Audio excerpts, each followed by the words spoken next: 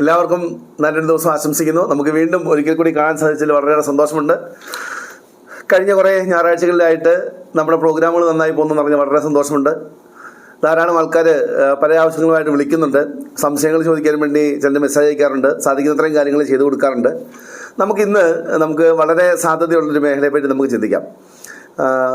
സത്യത്തിൽ ഇന്ത്യയിൽ മാത്രമല്ല, വേൾഡ് വൈഡ് വളരെ പോപ്പുലറായിട്ട് അല്ലെങ്കിൽ ഒത്തിരി മാറ്റങ്ങളുമായി മുന്നോട്ട് പോകുന്ന ഒരു മേഖലയാണ് ഈ അനിമേഷൻ, കാർട്ടൂൺ അല്ലെങ്കിൽ ഡിസൈനിങ് എന്ന് പറയുന്ന മേഖല. അതിനൊരു ഗ്രോത്ത് ഭയങ്കര കൂടുതലുമാണ്. അതോടൊപ്പം തന്നെ അതുമായി ബന്ധപ്പെട്ടുള്ള മേഖലകളും കൂടി വരികയാണ്. നമ്മളീ പറയുന്ന ഫിലിം, TV എല്ലാ മേഖലകളിലും ഇപ്പം ഈ ഡിസൈനിങ് കോഴ്സുകൾക്ക് തന്നെ പ്രാധാന്യമുണ്ട്. ഇവിടെ രണ്ട് കാര്യങ്ങൾ ശ്രദ്ധിക്കണം. ഒന്ന്, നമ്മൾ ഇത് ആർക്ക് വേണമെങ്കിലും ഈ കോഴ്സ് എടുക്കാം എന്ന് നമ്മൾ ചിന്തിക്കരുത്. കാരണം ഇതിനൊരു ബേസിക് ആയിട്ടുള്ള ചില സ്കില്ലുകളും കാര്യങ്ങളും ഉള്ളവർ മാത്രം ഈ കോഴ്സിന് പോകാൻ പാടില്ല. അതാണ് ഏറ്റവും ആദ്യം എനിക്ക് നിങ്ങൾക്ക് ഓർമ്മിപ്പിക്കാനുള്ളത്. ഒരു ബേസിക് ഡ്രോയിങ് സ്കില്ലും ക്രിയേറ്റിവിറ്റിയും ലോജിക്കൽ തിങ്കിങ്ങും അല്പം ക്രിറ്റിക്കൽ തിങ്കിങ്ങും ഒരു ഡിസൈനിങ് എബിലിറ്റിയും അതിന് വേണ്ടുന്നൊരു നമ്മൾ പറയലേ ഒരു ഐഡിയ ഒക്കെ നന്നായിട്ട് ഐഡിയ ജനറേറ്റ് ചെയ്യാൻ പറ്റുന്ന ആൾക്കാരൊക്കെ ആണെങ്കിൽ ഇതിലേക്ക് പോകാനായിട്ട് സാധ്യതയുള്ള അല്ലെങ്കിൽ മേഖലയിൽ നന്നായി മുന്നോട്ട് പോകാൻ പറ്റുന്ന ആൾക്കാർ.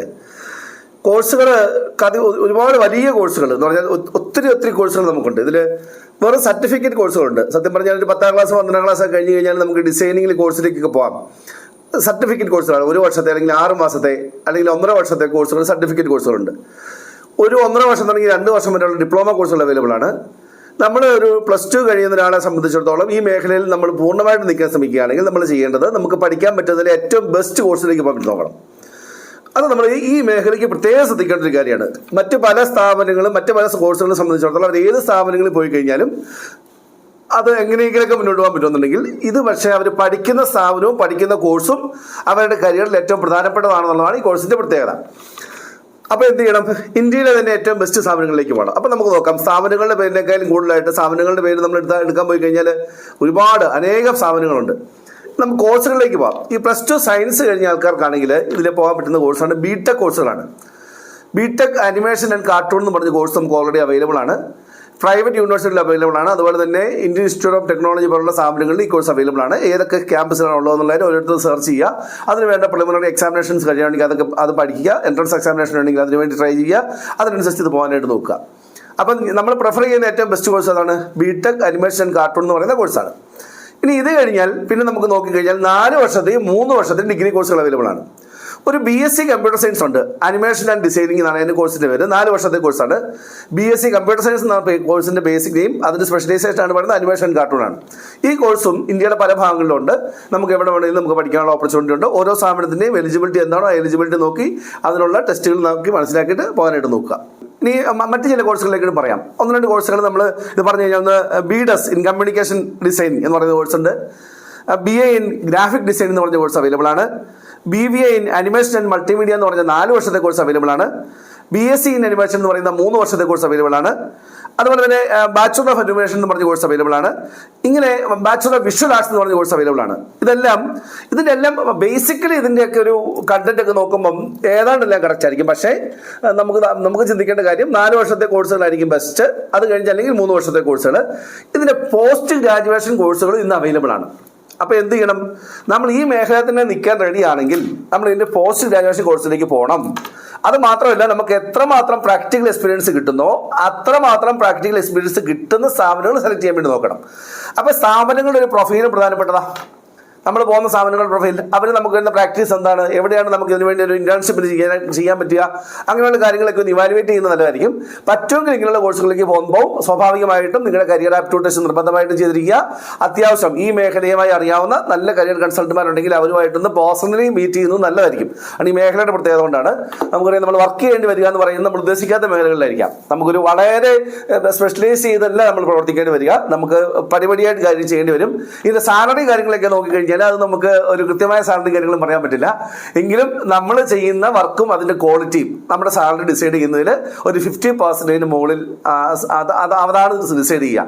നമ്മൾ ജോലി ചെയ്യുന്ന കമ്പനിയുടെ സാലറി പാക്കേജ് കാണും. പക്ഷെ നമ്മുടെ വർക്കിന്റെ ക്വാളിറ്റി എത്രമാത്രം കൂടുതലാണോ, അല്ലെങ്കിൽ എത്രമാത്രം ക്രിയേറ്റീവായിട്ട് അല്ലെങ്കിൽ ഒരു വ്യത്യസ്തമായിട്ട് ചിന്തിക്കാൻ പറ്റുന്ന ആൾക്കാരാണോ, അതിനനുസരിച്ച് നമ്മുടെ പാക്കേജും കാര്യങ്ങളൊക്കെ കൂടിക്കൊണ്ടിരിക്കും.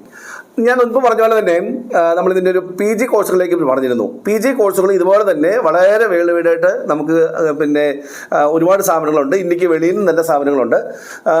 ഒരു സജഷൻ പറയുകയാണെങ്കിൽ നമുക്ക് ഒരു ഇന്റർനാഷണൽ എക്സ്പ്ലോഷർ കിട്ടാൻ വേണ്ടി നമ്മൾ ഈ +2 ശേഷം ഡിഗ്രി നമ്മൾ ഇന്ത്യയിലാണ് പഠിക്കുന്നതെങ്കിൽ അതിനുശേഷം ഒരു പി ജി ഡിപ്ലോമ ആയിട്ടോ ഒരു വർഷത്തെ 2 വർഷത്തെ ഡിപ്ലോമ കോഴ്സുകളായിട്ട് എബ്രോഡ് നമുക്ക് പോകാൻ സാധിക്കുകയാണെങ്കിൽ ഒരു പരിധി വരെ നമ്മുടെ ഒരു എക്സ്പീരിയൻസ് നമുക്ക് കുറച്ചുകൂടെ നന്നായിട്ട് ചെയ്യാൻ സാധിക്കുന്നതാണ് എൻ്റെ ഒരു വിശ്വാസം. അത് മാത്രമല്ല നമുക്കുണ്ടാകുന്ന ഒരു എക്സ്പീരിയൻസും അല്ലെങ്കിൽ നമ്മൾ ചെയ്യേണ്ട വർക്കിൻ്റെ ക്വാളിറ്റിയും അത് കാര്യങ്ങളും ഒക്കെ ഇന്റർനാഷണൽ ലെവലിലേക്ക് നമ്മൾ അപ്ഡേറ്റ് ചെയ്യാനും ഇത് ഉപകാരപ്പെടും. അതുകൊണ്ട് 4 വർഷത്തെ കോഴ്സുകളിലേക്ക് മാക്സിമം നോക്കുക. അതല്ലെങ്കിൽ 3 വർഷത്തെ കോഴ്സുകൾ നോക്കുക. 3 വർഷത്തെ അല്ലെങ്കിൽ 4 വർഷത്തെ ഡിഗ്രി കോഴ്സ് നോക്കുക. ഇനി ബിടെക് കിട്ടിയില്ലെങ്കിൽ ഡിഗ്രി 4 വർഷം നോക്കുക. അല്ലെങ്കിൽ ഡിഗ്രി 3 വർഷത്തെ നോക്കുക. അത് കഴിഞ്ഞ് നമ്മൾ പി ജി കോഴ്സിലേക്ക് പോകാനായിട്ട് നോക്കുക. നല്ലൊരു മേഖലയാണ്, സാധ്യതയുള്ള മേഖലയാണ്. ജെനുവിൻ സ്കില്ലുണ്ടെങ്കിൽ നമുക്ക് നന്നായിട്ട് പെർഫോം ചെയ്യാൻ സാധിക്കും. നമ്മൾ അനിമേഷൻ കാർട്ടൂൺ എന്ന് പറയുന്ന മേഖല പറയുമ്പോൾ അതുമായി ബന്ധപ്പെട്ട് നിൽക്കുന്ന മേഖലയാണ് ഈ പറയുന്ന ഡിസൈനിങ് മേഖല കംപ്ലീറ്റ് നിൽക്കുന്ന മേഖലയാണ്. അപ്പോൾ ഡിസൈനിങ്ങുമായി ബന്ധപ്പെട്ട് അല്ലെങ്കിൽ ഈ ഓഡിയോ വിഷ്വൽ മീഡിയയിൽ നമുക്ക് ഈ പറയുന്ന ഫിലിം, TV അങ്ങനെയുള്ള മേഖലകൾ വർക്ക് ചെയ്യാൻ സാധിക്കുമ്പോൾ ഒരു കോഴ്സിനെ കുറിച്ച് നമുക്ക് ഈ പ്രാവശ്യം നമുക്ക് സംസാരിക്കാം. അത് സൗണ്ട് എഞ്ചിനീയറിംഗുമായി ബന്ധപ്പെട്ട കോഴ്സാണ്. ഒരുപാട് ആൾക്കാരൊന്നും പോകാറില്ല. ഒരുപാട് സ്ഥാപനങ്ങൾ ഇന്ത്യയിൽ അതുമായി ബന്ധപ്പെട്ട കോഴ്സ് നടത്തുന്നില്ല.